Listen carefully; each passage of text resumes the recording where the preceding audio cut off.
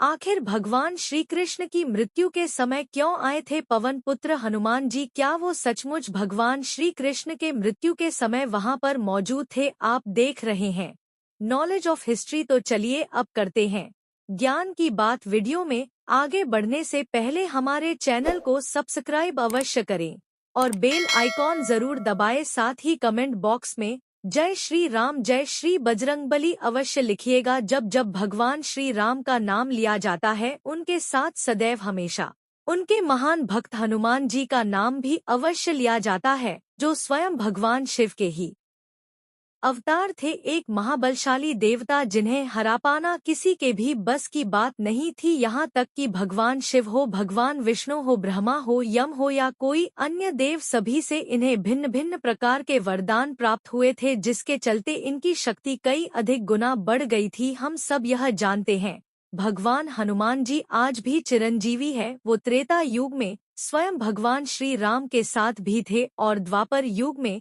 स्वयं भगवान श्री कृष्ण के साथ भी। महाभारत में एक नहीं बल्कि सैकड़ों बार हनुमान जी का जिक्र मिलता है। जहां एक बार स्वयं उन्होंने भीम का घमंड चकनाचूर किया, तो वहीं महाभारत के युद्ध में वो सर्वश्रेष्ठ धनुधारी अर्जुन के रथ के ध्वज पर विराजमान हुए। हम ये सब जानते हैं कि महाबली हनुमान जी ने कई प्रकार से द्वापर युग में अपनी उपस्थिति जाहिर की थी। वो प्रत्यक्ष रूप से भले ही पांडवों को एक या दो बार मिले हो, लेकिन वह अप्रत्यक्ष रूप से हमेशा उनके साथ ही थे। आज जिनके साथ स्वयं भगवान श्री कृष्ण खड़े हो, उनके पास आखिर भगवान हनुमान जी क्यों नहीं जाएंगे? क्योंकि भगवान श्री कृष्ण पहले श्री राम ही तो थे। वहीं द्वारका में भी कई बार भगवान हनुमान का जिक्र मिलता है, जहां स्वयं भगवान श्री कृष्ण ने उन्हें आमंत्रित किया था, वह भी सिर्फ और सिर्फ उनकी पत्नी सत्यभामा और सुदर्शन गरुड़, साथ ही साथ बलराम जी का घमंड चकनाचूर करने के लिए। कहते हैं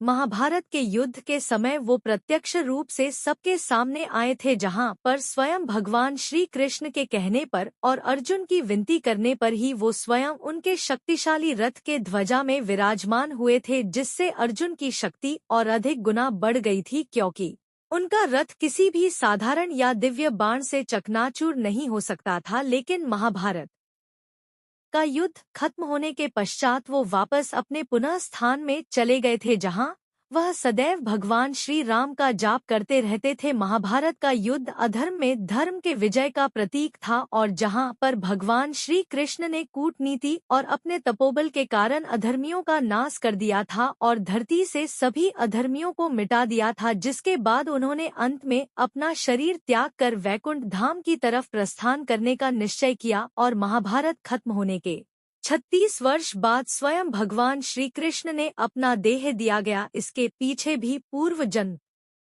त्रेता युग के समय का वो श्राप मौजूद था, जो स्वयं बाली की पत्नी ने उन्हें दिया था। और वो बाली ही था जो एक शिकारी के रूप में आकर भगवान श्री कृष्ण के पैर पर उन्हें मृग्ध समझकर वार कर देता है, एक बाण छोड़ देता है, जिसकी वजह से स्वयं भगवान श्री कृष्ण को अपना देह त्यागना पड़ा था। लेकिन एक सवाल उठाता है कि जब हनुमान जी को ये सब पता था, तो हनुमान जी क्यों नहीं भगवान श्री कृष्ण को रोकने आए? क्या हुआ जब स्वयं हनुमान जी को यह पता चला कि उनके आराध्य भगवान स्वयं इस धरती को छोड़ने वाले हैं और वह वैकुंठ धाम की तरफ प्रस्थान करने वाले हैं?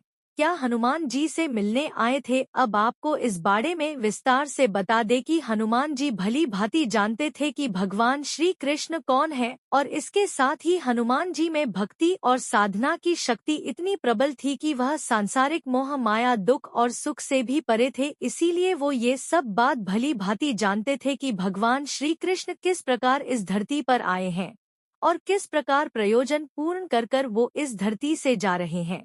ऐसा ही संदर्भ हमें त्रेता युग में रामायण के दौरान भी मिलता है, जब स्वयं हनुमान जी के डर के कारण श्री राम को अपने अंगूठी पाताल लोक में गिरनी पड़ी, क्योंकि वो जानते थे कि हनुमान जी ने वैकुंठ धाम जाने ही नहीं देंगे। और जिसके बाद वासुकी नाग की सहायता से उन्हें श्री राम की हजारों अंगूठियां के बारे में पता चला। अब बात करते हैं कि क्या सचमुच हनुमान जी भगवान श्री कृष्ण से मिलने आए थे? तो इसका जवाब है नहीं। हनुमान जी सदैव भगवान श्री राम का निरंतर जाप करते रहते हैं।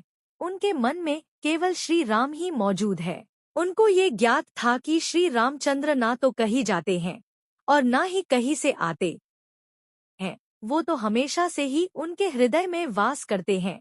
इसीलिए भगवान श्री कृष्ण के प्रस्थान करते समय ना ही हनुमान जी दुखी थे और ना ही उनके आंखों से आंसू निकाल रहे थे। यहाँ पर रही मिलने की बात, तो ऐसा कहा जाता है कि स्वयं हनुमान जी प्रभु श्री राम के अथवा श्री कृष्ण के परम भक्त कहलाते हैं।